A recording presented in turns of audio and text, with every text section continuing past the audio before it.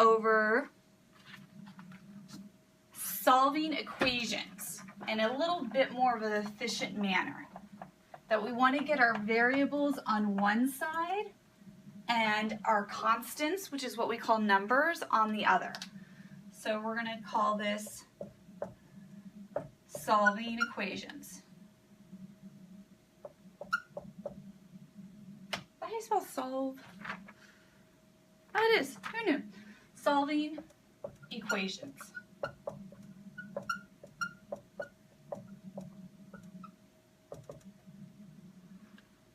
Alrighty, sir. Now again, we want to not necessarily always have your variables on your right, your numbers on your left. You just want them to be on opposite sides. So, when I have 4n plus 10 equals 5n,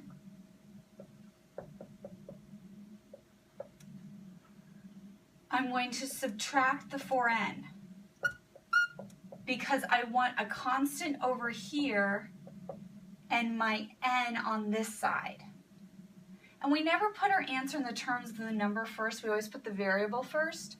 So we're going to do n equals 10 as our final answer. All right, for example number 2, we want to be really careful about a couple circumstances where our variables disappear.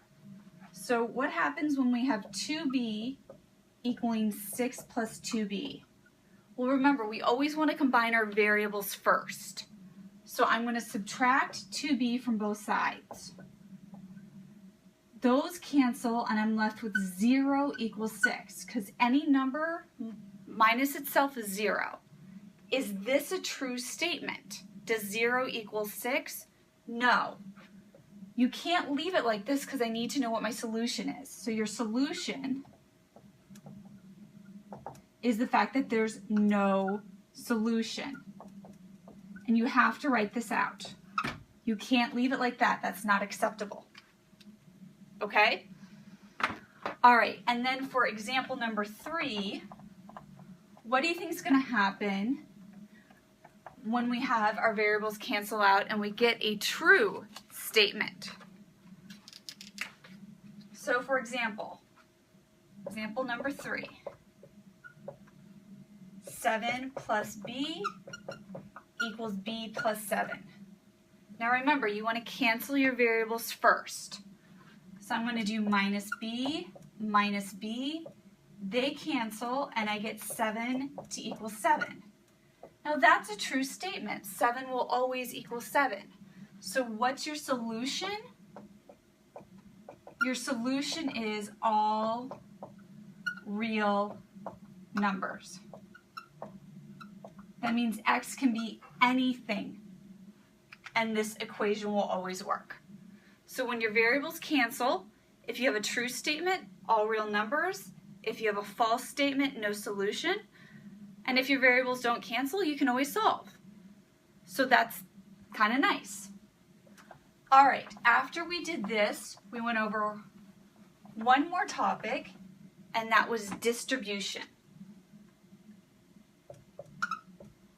Now remember, distribution is a form of multiplication. It's multiplying a term to every term within the parentheses.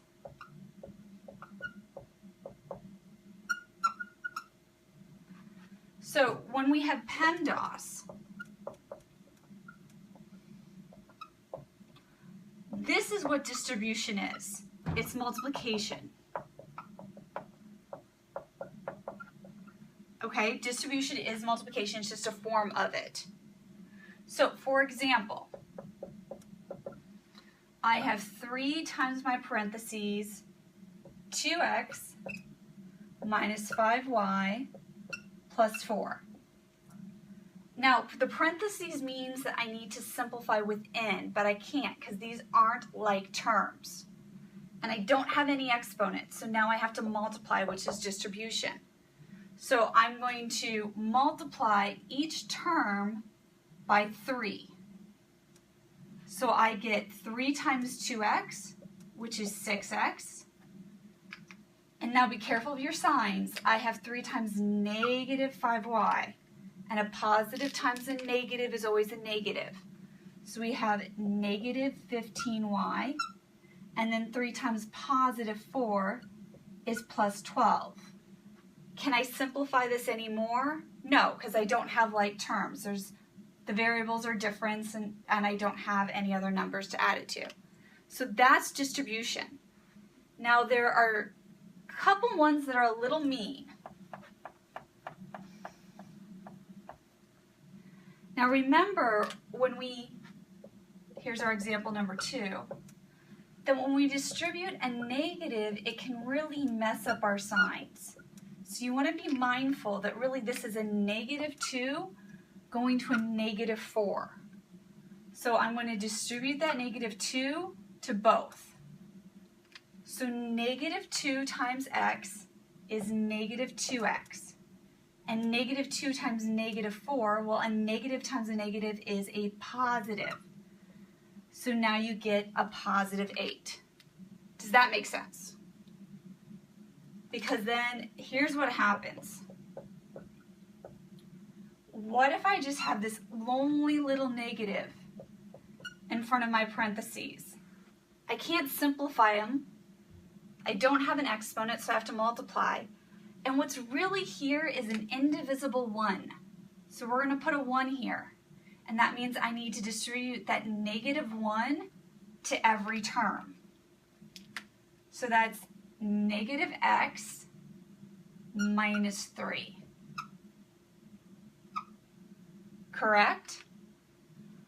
Okay, so I'm now going to give you 2 problems that I want you to do on your notes by yourself. So, for example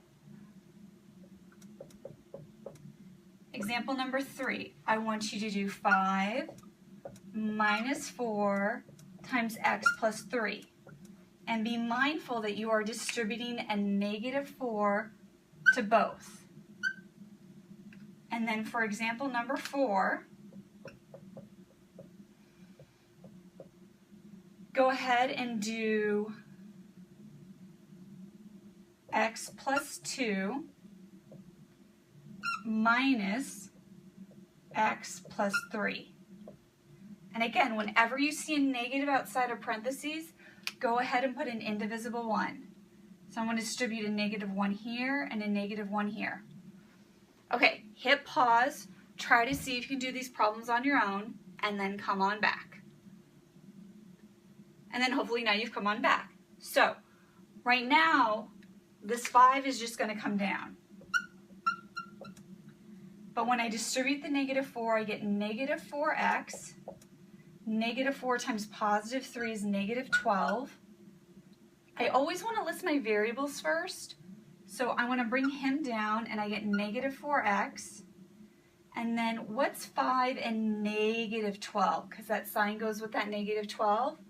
5 and negative 12, it's negative 7. So that's your final answer. This one's a little bit trickier, okay? Well, I can't do anything here. I can't simplify it. There's not a negative on the outside. So really, I just have to write x plus 2. The parentheses disappear because there's nothing to do. I followed PEMDAS. There's nothing. But now I have to distribute that negative. So I get negative 1 times x is negative x, and negative 1 times 3 is negative 3. Look what has happened to our x's. I have a positive x and a negative x. So what's x minus x? They just cancel. It's 0. So we are simply left with 2 and a negative 3. So positive 2, negative 3 gives me a solution of negative 1.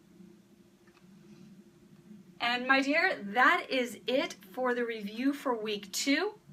At the end of these notes, I want you to write the word questions, and if you have any questions, go ahead and write them down, and we will go over them tomorrow. All right, kiddo, good luck.